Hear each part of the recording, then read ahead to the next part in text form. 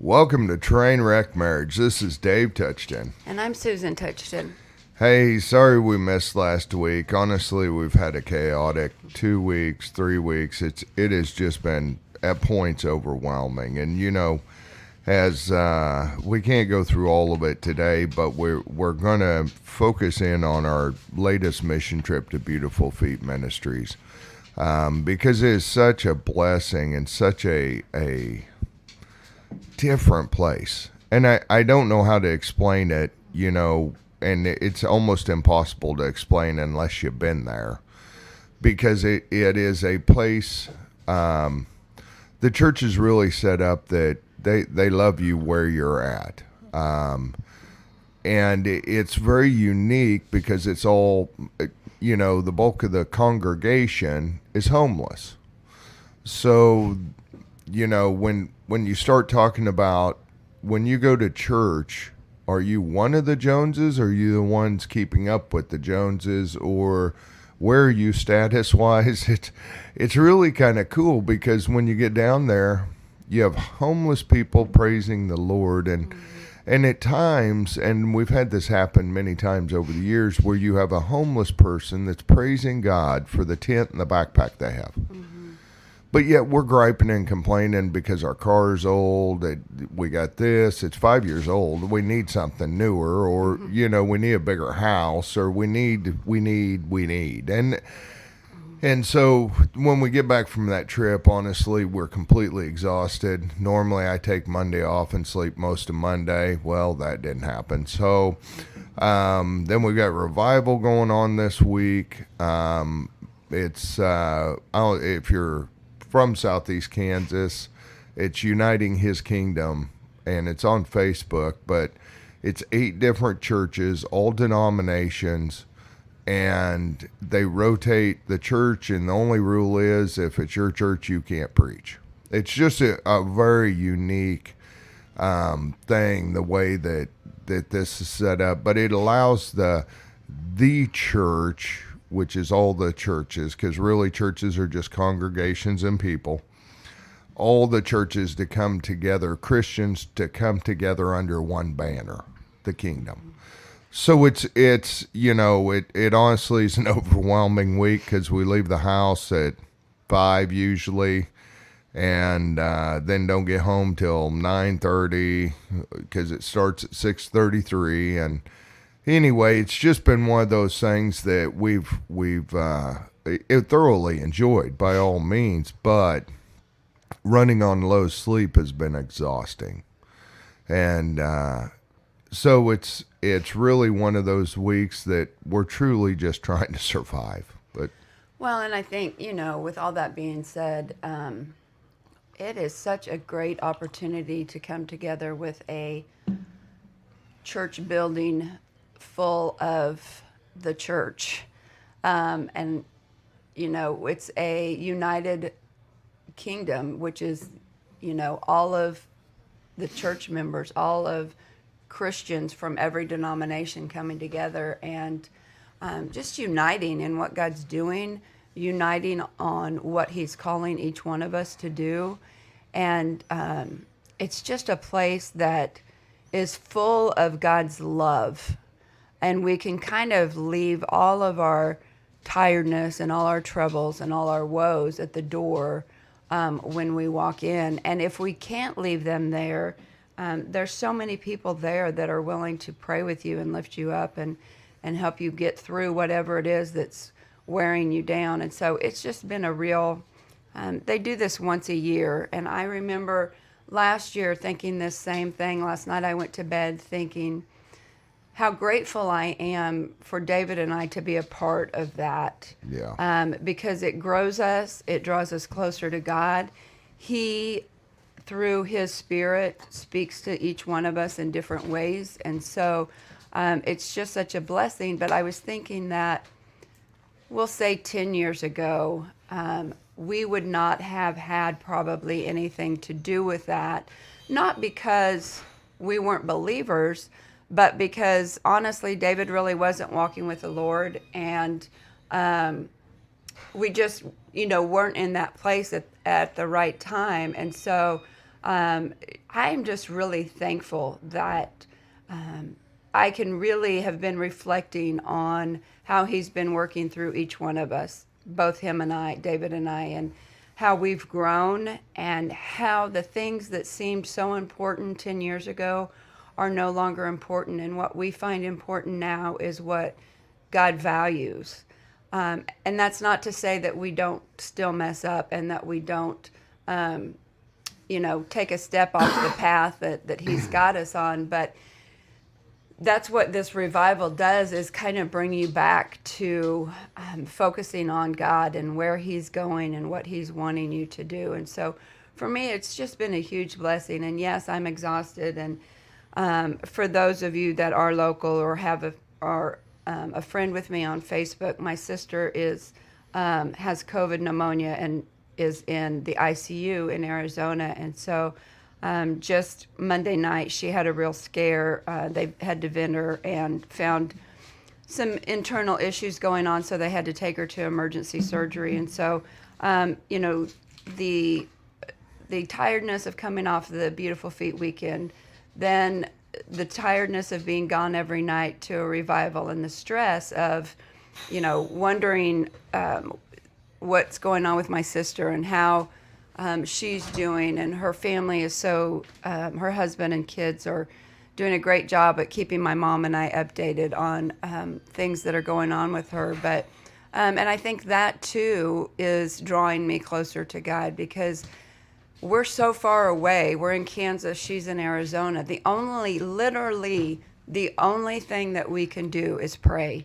And so we have got an army that is praying for her, and I'm thankful for that. So if you're part of that army and doing that, I appreciate you. And so just, it has been a busy week. It's been exhausting, but it's just been so good, because through our exhaustion, God can still continue to use us and still continue to help us put one foot in front of the other.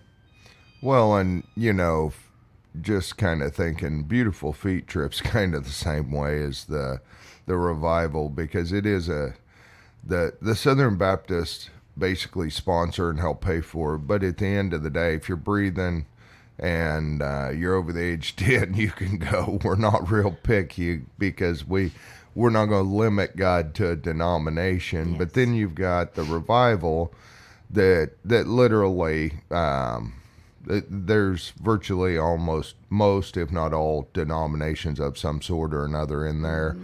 And so it's, and I was just sitting here thinking, well, I do Dreadnought once a month in Baxter, and it's kind of the same thing. There's kind of a theme going on of, Dreadnoughts for Christian men, just, meeting once a month, doing some worship and testimony teaching. And so it's kind of one of those things that, I guess that's kind of a theme that I really hadn't realized till we were sitting here as I was listening to Susan, that,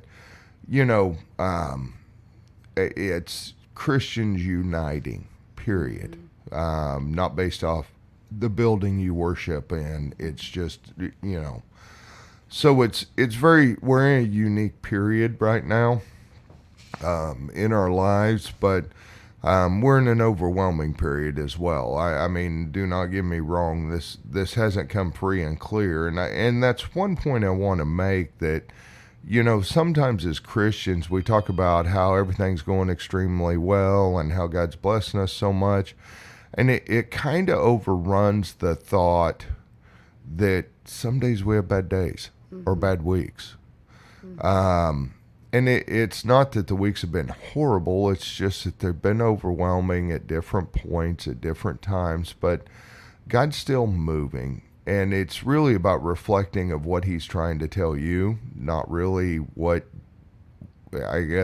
you're really, are you trying to survive it, I guess. Well, and I remember last week seemed so overwhelming and challenging. Right. Satan was really, and it happens every time before we go down to Beautiful Feet. Satan has to rear his ugly head, and he tries to make things so difficult to doubt that we should be going or to even go. And so, but now we're in this week where we're at a revival and we're amongst other believers on a continual basis. And last week seems minimal now. Right. Yes, it was overwhelming. And yes, there's things going on this week that are overwhelming. But something I was thinking of is, when, like right now, I feel like we're on a spiritual high. For Right. me, myself anyway. Right. I don't want to speak for David, but the reason that is because I'm spending time in the Word, I'm spending time with fellow believers, and I'm truly seeking God.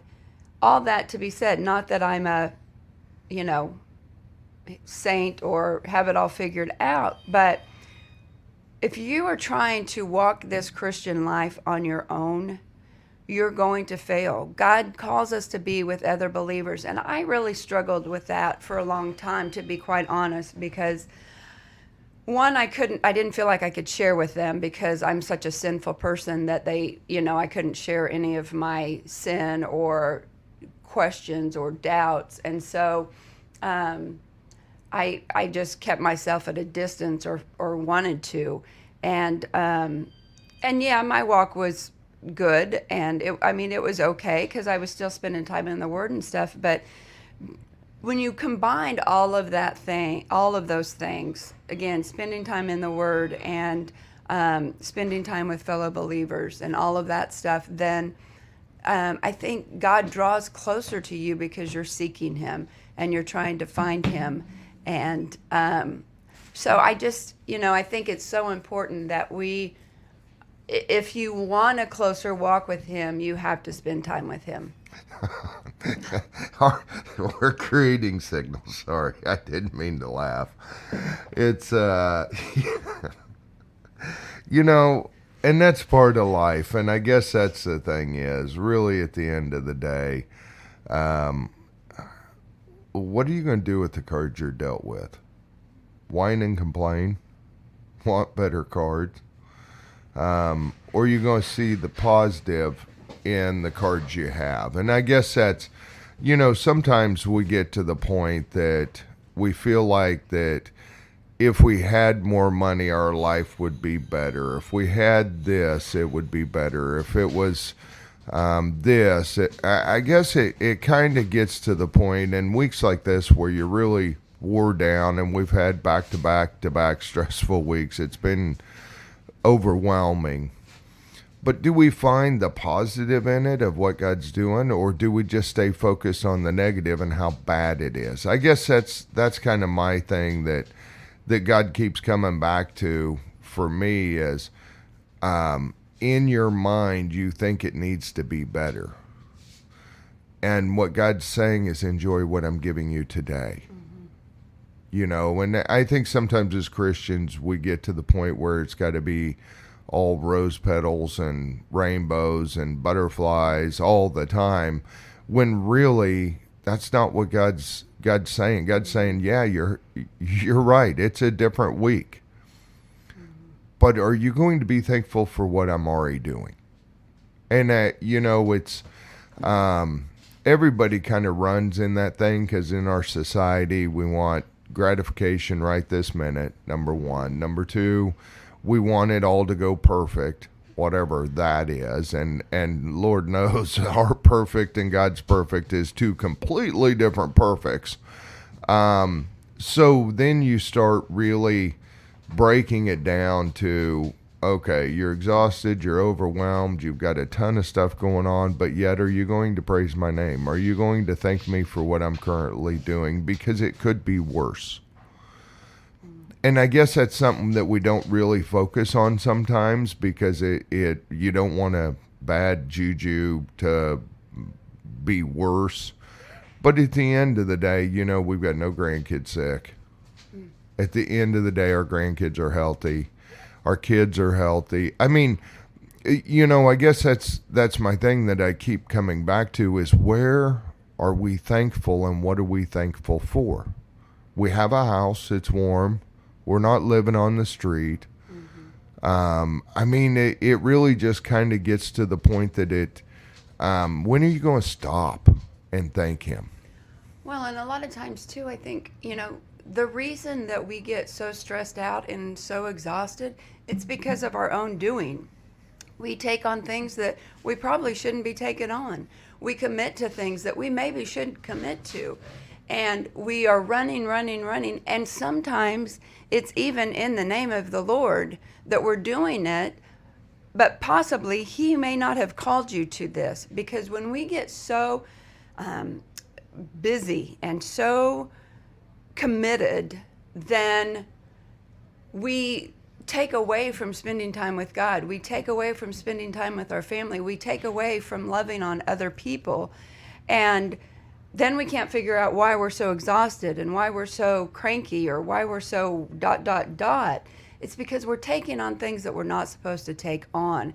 And so I guess, and this is for me just as much as anybody, what are things that you're taking on that God really hasn't called you to take on, that is sucking you dry, that is emptying your bucket? Because if it's not something that God has called you to, then it is going to exhaust you and it is going to wear you out. And I think that's something, even David and I need to really look into that and see. It feels like our life is always chaotic and stressful. And that is not the life that God wants for us. He calls us to love Him first and to love others second. That's it. How can that be complicated? How can that be exhausting and tiring? That in and of itself, I don't think is. It's all the other stuff that we pack on top of that, or all the other stuff that we think we need to do in order to love God and to love others, when in reality, He just calls us to do it. Well, and I think our dog noses. No, let me have it. Sorry about that. Had to take something away from our dog, but I'm sitting here looking at the books on our shelves, and one book that's kind of sticking out today is Win the Day. I think sometimes we get overwhelmed because we're looking so far in the future and we don't know how it's going to work out. We don't look at winning today. Mm-hmm. We worry about, okay, well, if we do this tonight, what's going to happen tomorrow? Saturday, I got to do this, and then Sunday, I've got to do this, and honestly, God hasn't promised you any of those days. That's right. And so I think sometimes just trying to stay focused on today is the way, because we run a small business, and so you kind of get to the point of, okay, I got payroll Friday, I've got this next week, I've got this, what are we going to do with the guys, blah, blah, blah. Mm-hmm. We get so far out into our mind that we're not worrying about winning today.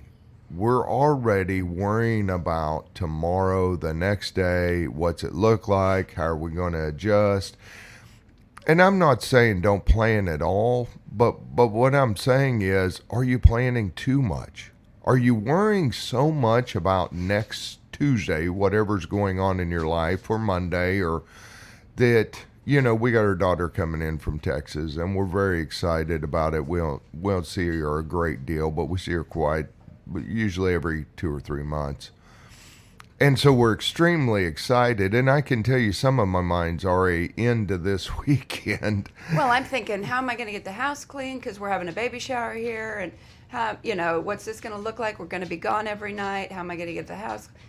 Is a good example, I think, of... Right. So how do we quit focusing on all that crap that will get taken care of in time and focus on winning today? Mm-hmm.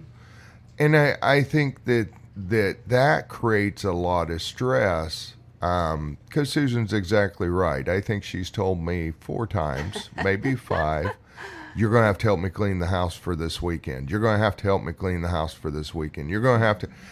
And like I told her, baby, we'll get it. That's an exaggeration, by the way.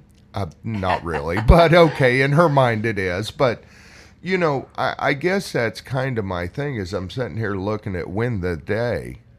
How do we win today? How do we let tomorrow be tomorrow without impacting today? Right. And I think that the world's kind of trained us that we got to worry about everything. I'll be honest with you, COVID broke me of a lot of things. Worrying being one of them. Getting really wound up and fearing what's going to happen because, we've talked a lot through some situations that have gone on the last couple of weeks that to a point, could be completely overwhelming. Fear could override us, but it's like, let's be real honest. We could die in a car wreck on the way to Columbus tonight. Mm-hmm. Let's not worry about that. Let's worry about it when it gets here. And I think sometimes that we don't slow down enough to do that. Right. And, all of our days are numbered. And so I think living for the day is a great way to live. We're not good at it, and we certainly haven't perfected it yet. But, and David talks about the fear. And, with my sister being so sick, it's not the fear of her dying because she's a believer and she would be going to a better place. It's the fear of, and it's not even fear. It's just what happens to those of us who are left behind, and I know that there have been God has called a lot of people home through this whole COVID pandemic or even wrecks or tragedies, whatever the case may be. And if they're a believer, then there's no need to be sad because they have gone on. The sadness comes when we're alone. We miss them. There's that hole in our heart where they once filled it. And so it's not necessarily fear of something happening to her, but just the fact of moving on without her, I guess, is, for my mom and for her husband and kids and just what that looks like. And so, but instead of thinking that way or worrying about it, let's just live for today. Today, she's doing good. Today, she has good reports. Today, the doctors are pleased at where she's at, and focusing on that and rejoicing in that, then possibly, what could happen, what might happen, what should happen, we get caught up in the coulda, woulda, shouldas. Right. And that's usually leads us down a path of stress, worry, fear, and we make decisions based off of our feelings and not what's reality. Well, and I guess as I look at more books, winning the war in your mind. And a great example that comes back to me that I was told when I was a kid. I was about 11 when my grandfather died, and my grandma was clinically depressed for 3 years. Literally couldn't hardly get out of bed, couldn't function without him. And she went to the doctor, and of course he's an old farm doctor, Doc Akery, and he's talking to her, and her name was Vashti, which is a little different. And Doc Akery says, Vashti, I have a question for you. Are you upset that Lloyd's in heaven, or are you upset that he left you here? And it was like the light went off in her head that was like, this whole time, it was a war in her mind about him leaving her. Mm. And I guess that's my point today is what wars are going on in your mind? Are you looking to win today, or are you just looking to be overwhelmed about the next week, month, year? Are you stuck because someone left you? I think sometimes we've got to analyze who we are before we can figure out why we think the way we do. And we want to blame everyone else but ourselves. But you're the only one that has control of your mind. And, one guy told me that, negativity is like a river that cuts straight through your brain that everything goes to. When you're negative, it all ends up in the river that goes through your head. And so, you know, as today kind of, let's do something different today. Let's win today. What does that mean? I don't know what that means for you. How about we be thankful for what God's already done today? How about we not worry about this weekend and how it's going to work out?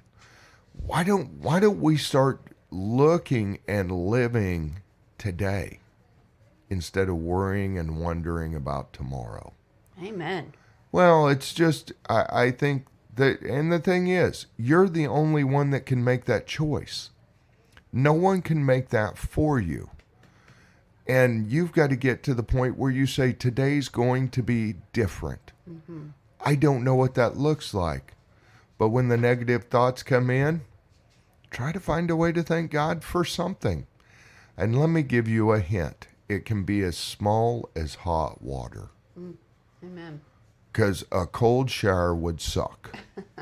So look at the small things, not the overwhelming things that are coming, because they're not here and God still has time to work. And so, you got anything else for today? No, I'll save this for another time. Okay. Well, we're about to the end, and guys, we love you, and we apologize for last week missing it, but it was just one of those weeks that was overwhelming in our world. And you know, I wish, no, I really don't. But I, you know, on one hand, I wish everything was perfect and wonderful and butterflies and rainbows, but it's not, and it won't be, because I think if you read the Bible, you won't find that anywhere until you die. So, you guys have a great week, and we'll see you next week.